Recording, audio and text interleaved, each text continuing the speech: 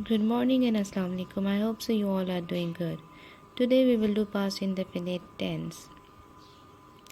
This tense is used to show an action which was done in past, but it is not clear that if tense was done in near past or distant past. Like he went to school. Over here we are not sure he went to school yesterday, few days back, few months back, or few years back. So this tense is used to show an action which was done in the past but it is not clear when it was done, like near past or far past. And in Urdu its identification is that the sentence ends at alif, छोटी ये और बड़ी ये. Like वो school गया, मैं school गई, उसने खाना खाया, हम लाहौर गए. If you notice, all these sentences ended at the Urdu alphabets alif, ye and bariye.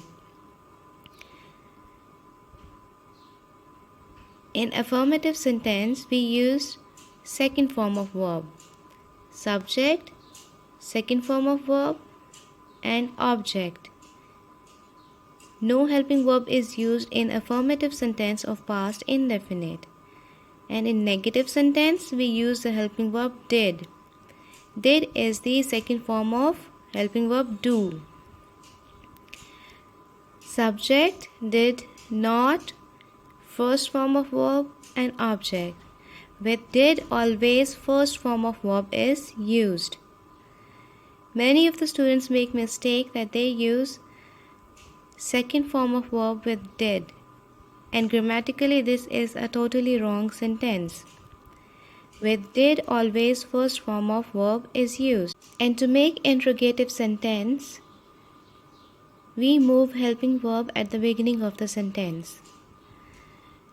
Did, subject, first form of verb, object and question mark at the end. Example, वो school गया, he went to school. वो school नहीं गया, he did not go to school.